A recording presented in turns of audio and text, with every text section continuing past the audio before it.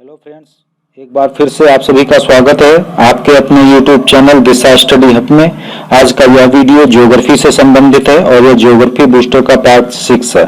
इस वीडियो में 25 most important question लिए गए हैं, इसलिए आप लोगों को यह वीडियो अंत तक देखना है। और जो अगर अभी तक हमारे YouTube चैनल को सब्सक्राइब नहीं किए हैं तो जरूर कर लें और बेल आइकन को प्रेस करना ना भूलें, जिससे कि हमारे वीडियोज के सारे नोटिफिकेशन आप तक टाइम पर पहुंचते रहें और हमारे वीडियोस को ज्यादा से ज्यादा लाइक और शेयर करना न भूलें। तो चलिए शुरू करते हैं आज के पहले क्वेश्चन के साथ। पहला क्वेश्चन है कि भारतीय वानस्पतिक सर्वेक्षण विभाग कहाँ स्थापित है? तो इसका करेक्ट आंसर है कोलकाता। भारतीय वानस्पतिक सर्वेक्षण विभाग कहाँ स्थापित है? कोलकाता में स्थापित है। और इसकी स्थापना कब हुई थी? 1890 में हुई थी। कब हुई थी? 1890 में हुई थी। और प्राणी सर्वेक्षण विभाग भी कहाँ स्थित है? कोलकाता में। वानस्पतिक सर्वेक्षण ये भी कोलकाता में है और प्राणी सर्वेक्षण विभाग जो है वो भी कोलकाता में स्थापित है। और उसकी स्थापना कब हुई थी? 1916 में हुई थी। और प्राणी सर्वेक्षण विभाग जो है वह जीव जंतुओं का सर्वेक्षण करता है। बढ़ते नेक्स्ट क्वेश्चन की ओर। अगला क्वेश्चन है कि भारतीय वन सर्वेक्षण कहाँ स्थित है? तो इसका करेक्ट आंसर है देहरादून में। भारतीय वन सर्वेक्षण कहाँ स्थित है? देहरादून में स्थित है। और इसकी स्थापना कब हुई थी? 1981 में। कब हुई थी? 1981 में।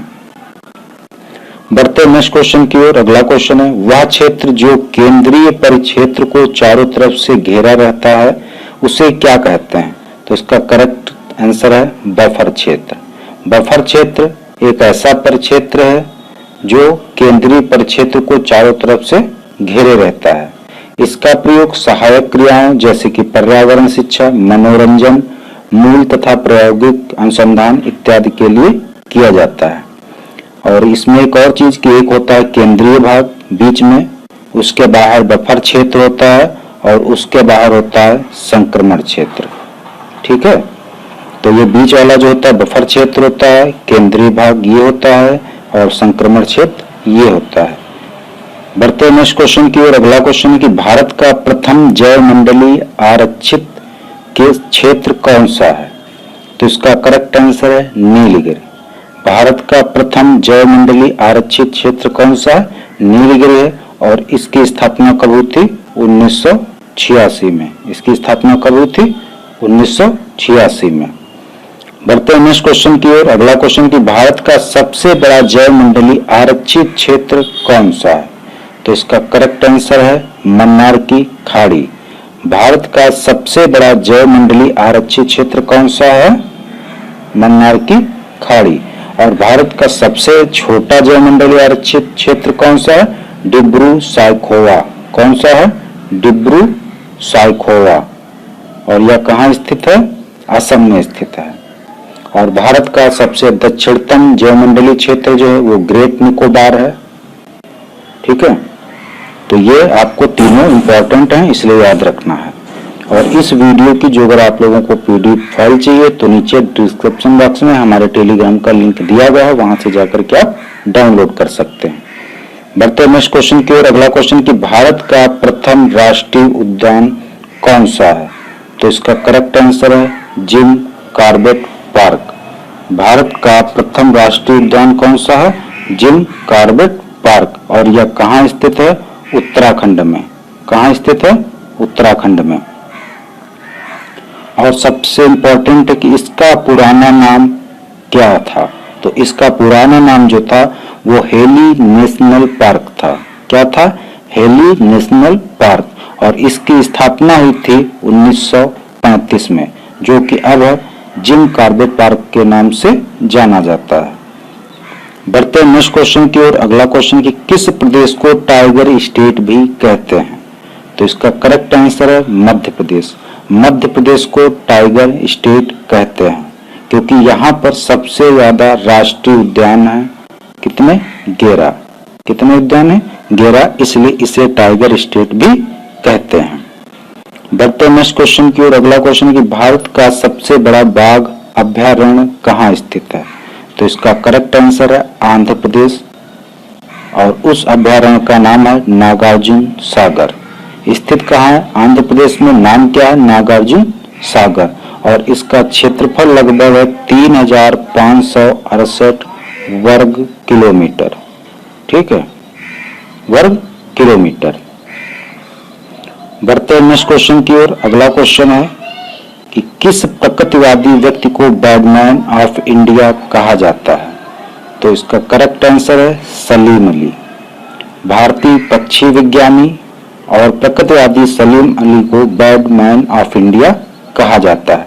और उन्हीं के नाम पर एक सलीम अली राष्ट्रीय उद्यान है जो जम्मू कश्मीर के श्रीनगर में स्थित है। इम्पोर्टेंट है, बहुत इम्पोर्टेंट, कई बार पूछा गया है कि सलीम अली राष्ट्रीय उद्यान कहाँ स्थित है? तो जम्मू कश्मीर के श्रीनगर में स्थित है। बढ़ते हैं नेक्स्ट क्वेश्चन की ओर। अगला क्वेश्चन कि वह एकमात्र ऐसा कौन सा सेंचुरी है जहां कश्मीरी महामृग पाए जाते हैं? तो इसका करेक्ट आंसर है डाचीगाम। डाचीगाम जो है वह कहाँ? ये भी जम्मू कश्मीर में स्थित है और यहाँ जो है कश्मीरी महामृग पाए जाते हैं। इम्पोर्टेंट है। बढ़ते नेक्स्ट क्वेश्चन की ओर। अगला क्वेश्चन है एक सींग वाला गैंडा के लिए कौन राष्ट्रीय उद्यान प्रसिद्ध है? या कह सकते हैं एक सींग वाले गैंडे कहाँ पाए जाते हैं? तो इसका करेक्ट आंसर है काजीरंगा राष्ट्रीय उद्यान जो कि असम में स्थित है। यह एक सींग वाले गैंडे के लिए प्रसिद्ध है। और यहाँ जो है एक मानस भी जो है, इसके अलावा एक मानस राष्ट्रीय उद्यान भी स्थित है। ये कहाँ स्थित है? असम में। काजीरंगा और मानस ये दोनों कहाँ स्थित हैं? असम में स्थित है। बढ़ते नेक्स्ट क्वेश्चन की ओर। अगला क्वेश्चन कि नवाबगंज पक्षी विहार कहाँ स्थित है? तो इसका करेक्ट आंसर उन्नाव। उन्नाव एक जिला है उत्तर प्रदेश में। यहाँ नवाबगंज पक्षी विहार स्थित है। इसके अलावा उत्तर प्रदेश के कुछ और पक्षी विहार हैं, इम्पोर्टेंट हैं, तो उनको भी आप रिवाइज कर लीजिए। एक तो समसपुर पक्षी विहार है, ये रायबरेली में पड़ता है। लाख भौसी पक्षी विहार फर्रुखाबाद में पड़ता है। सांडी पक्षी विहार हरदोई में पड़ता है। बखीरा पक्षी विहार बस्ती में पड़ता है। ओखल पक्षी विहार गाजियाबाद में पड़ता है। और एक और इम्पोर्टेंट है कि सुरहाताल पक्षी विहार कहाँ पड़ता है? एटा में पड़ता है। और सुर सरोवर पक्षी विहार आगरा में पड़ता है। तो सुरहाताल एटा में और सुर सरोवर पक्षी विहार आगरा में है, तो इसलिए इनमें दोनों में कंफ्यूज नहीं होना। बढ़ते नेक्स्ट क्वेश्चन की ओर। अगला क्वेश्चन कि शीतकाल में भारत में साइबेरियाई सारस प्रायः कहाँ दिखाई देते हैं? तो इसका करेक्ट आंसर है केवलादेव घना पक्षी विहार। केवलादेव घना पक्षी विहार में साइबेरियाई सारस जो है प्रायः शीतकाल में दिखाई पड़ते हैं। और यह कहाँ स्थित है? राजस्थान में। केवलादेव घना पक्षी विहार कहाँ स्थित है? राजस्थान में स्थित है। और दो और इम्पोर्टेंट हैं, एक तो रणथंभौर अभ्यारण्य, ये कहाँ स्थित है? ये भी राजस्थान में स्थित है। और एक कुंभलगढ़ अभ्यारण्य, ये भी कहाँ स्थित है? राजस्थान में स्थित है। बढ़ते नेक्स्ट क्वेश्चन की ओर। अगला क्वेश्चन है कि वन्य जीव सुरक्षा अधिनियम किस वर्ष पारित हुआ? तो इसका करेक्ट आंसर है 1972। वन्य जीव अभ्यारण्य कब, वन्य जीव सुरक्षा अधिनियम जो है वो किस वर्ष पारित हुआ? 1972 में पारित हुआ था। बढ़ते नेक्स्ट क्वेश्चन की ओर। अगला क्वेश्चन है कि विलुप्त प्रायजीव गंगा डॉल्फिन को किस वर्ष राष्ट्रीय जीव घोषित किया गया? तो इसका करेक्ट आंसर है 5 अक्टूबर 2009 को गंगा डॉल्फिन को राष्ट्रीय जीव घोषित किया गया। और एक अभ्यारण्य की स्थापना की गई है विक्रमशिला गंगा डॉल्फिन अभ्यारण्य। यह जो है कहाँ स्थापित किया जा रहा है? बिहार के भागलपुर जिले में सुल्तानगंज के कहल गांव के मध्य गंगा नदी क्षेत्र में स्थापित किया जा रहा है। तो मोटे मोटे तौर पे बिहार में कह सकते हैं कि बिहार में जो है वो विक्रमशिला गंगा डॉल्फिन अभ्यारण्य की स्थापना की जा रही है, वो भी गंगा नदी क्षेत्र में। बढ़ते नेक्स्ट क्वेश्चन की ओर। अगला क्वेश्चन कि नल सरोवर पक्षी अभ्यारण्य कहाँ स्थित है?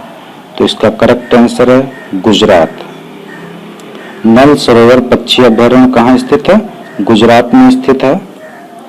बढ़ते नेक्स्ट क्वेश्चन की ओर। भारत का सबसे बड़ा वेटलैंड कौन सा है?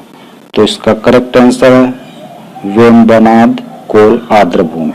वेम्बनाड कोल आर्द्रभूमि यह भारत का सबसे बड़ा वेटलैंड है। बढ़ते नेक्स्ट क्वेश्चन की ओर। अगला क्वेश्चन है कि पर्यावरण संरक्षण अधिनियम किस वर्ष पारित हुआ? तो इसका करेक्ट आंसर है 1986 में। पर्यावरण संरक्षण अधिनियम किस वर्ष पारित हुआ? 1986 में।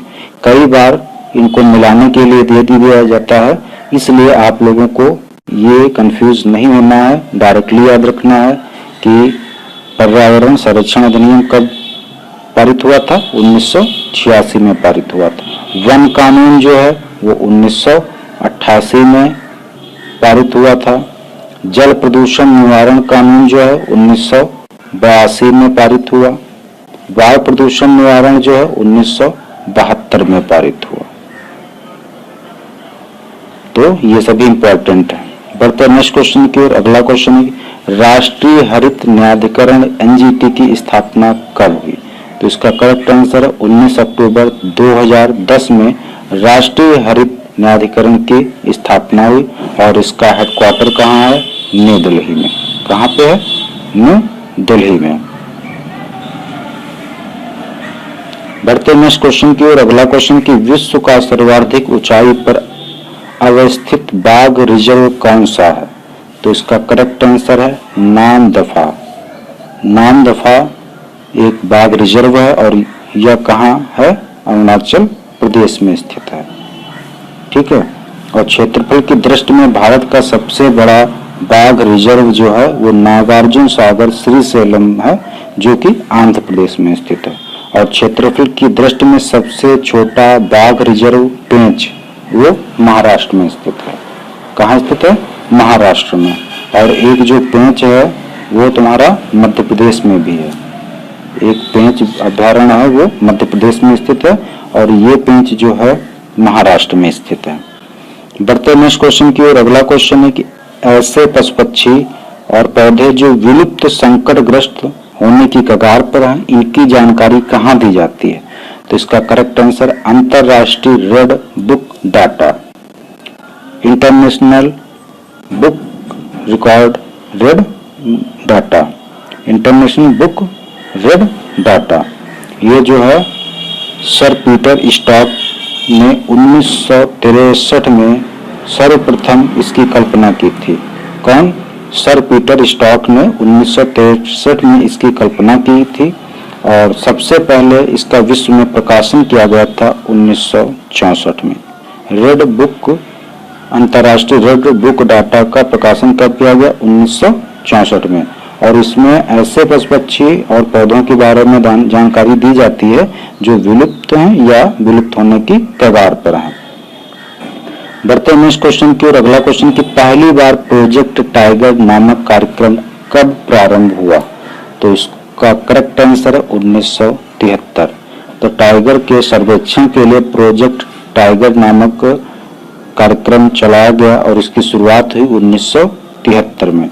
और राजस्थान के एक थे कैलाश सांखला। कौन? कैलाश सांखला। इनके नेतृत्व में पहली बार इंदिरा गांधी ने प्रोजेक्ट टाइगर नामक कार्यक्रम चलाया, इसलिए सांखला को जो है टाइगर मैन ऑफ इंडिया कहा जाता है। बढ़ते नेक्स्ट क्वेश्चन की ओर। अगला क्वेश्चन कि भारत का पहला डायवर्सिटी पार्क कहाँ स्थापित किया जा रहा है? तो इसका करेक्ट आंसर है यमुना नदी के रिवर बेड पर। यमुना नदी के रिवर बेड पर भारत का पहला बायोडायवर्सिटी पार्क स्थापित किया जा रहा है और यह लगभग जो है 300 एकड़ के क्षेत्रफल में स्थापित किया जा रहा है। बढ़ते हैं नेक्स्ट क्वेश्चन की ओर। अगला क्वेश्चन है कीबल लामजाओ राष्ट्रीय उद्यान कहाँ स्थित है? तो मणिपुर का एकमात्र राष्ट्रीय उद्यान कीबल लामजाओ राष्ट्रीय उद्यान है। तो कहाँ स्थित है? मणिपुर में। बढ़ते हैं नेक्स्ट क्वेश्चन की ओर और लास्ट क्वेश्चन की ओर। अगला क्वेश्चन है उत्तर प्रदेश का एकमात्र राष्ट्रीय उद्यान कौन सा? तो इसका करेक्ट आंसर है Dudhwa national park. Dudhwa national park जो है वह उत्तर प्रदेश के लखीमपुर खीरी जिले में स्थित है और यह उत्तर प्रदेश का एकमात्र राष्ट्रीय उद्यान है। और लखीमपुर खीरी जो है उत्तर प्रदेश में क्षेत्रफल की दृष्टि से सबसे बड़ा जिला है। तो ये आज के थे 25 मोस्ट इम्पोर्टेंट क्वेश्चन। उम्मीद है आप लोगों को यह वीडियो पसंद आया होगा। अगर पसंद आया है तो प्लीज़ शेयर और लाइक जरूर करें। मिलते हैं नेक्स्ट वीडियो में, तब तक के लिए जय हिंद, जय भारत।